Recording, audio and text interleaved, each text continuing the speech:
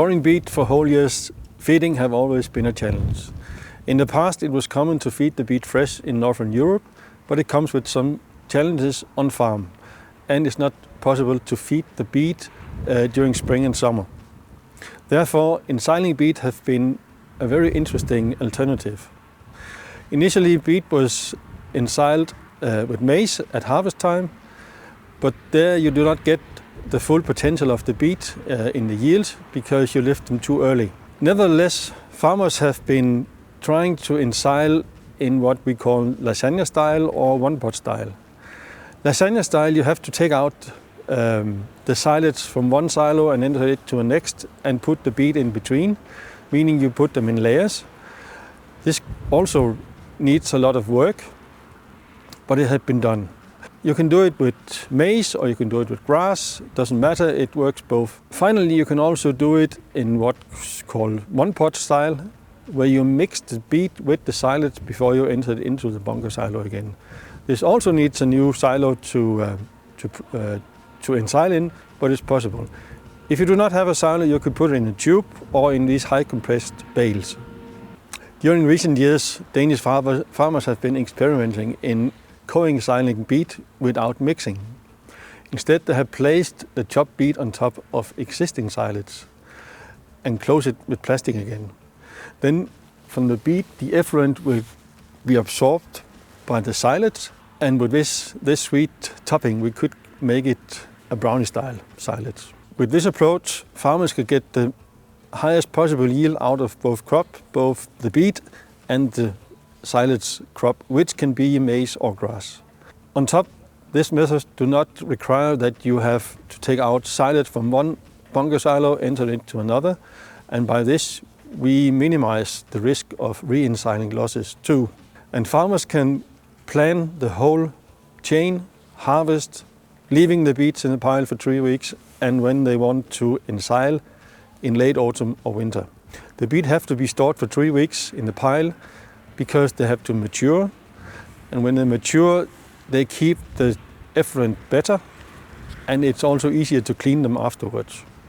But how do we get the beets on top of the silage?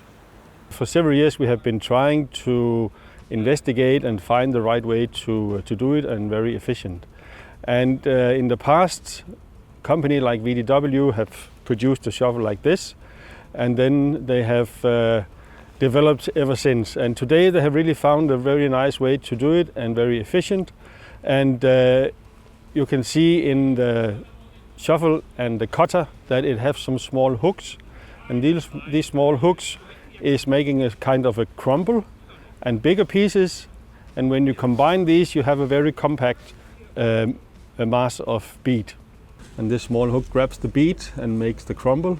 If you look into the bottom, you will see the counterpart where the knives are heading to, and with this kind of way that they are mounted here makes it possible to chop the beet twice.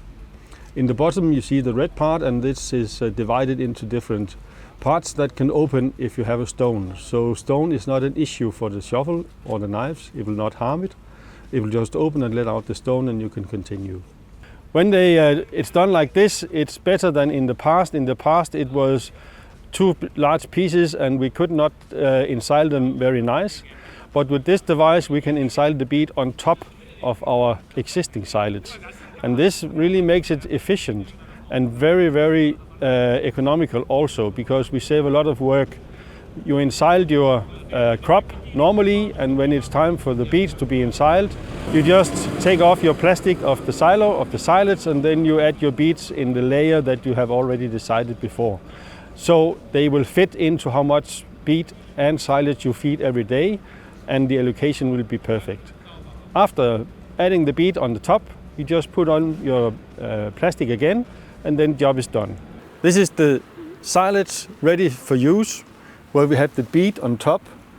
Originally we had 80 centimeters of beet fine chopped here, and this means that the effluent is going approximately 80 centimeters down in the silage. The beet layer itself is reduced more or less to 50% of original height due to the ensiling. And if we look to the beet pieces, we have a very, very nice distribution between larger pieces and the crumble, and this crumble makes it possible for the beet to fall down and ensile by themselves without driving in it. We have analyzed this silage and it shows that the quality is very good. The pH in the beet is 3.9. In this layer with the absorbed sugar water it's 3.7, and in the maize it's 4.0. The level of bacteria, mold and yeast are very low, and it shows that the silage preservation quality of both beet and maize layers is very good, as they have a decent amount of acetic and lactic acid and an absence of butyric and propionic acid.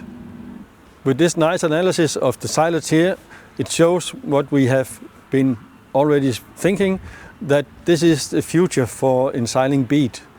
And for summer feeding it's very good, because our experience is that in this way you are getting rid of the heating of the silage during summertime. This is not existing anymore when you're doing like this. This beet layer is not very high. You can add up to a meter above your silo wall. What is important before you start is that you have 50 centimeters of the silo wall to start with, and then you can add the beet on top. So there is not a limitation besides this 1 meter.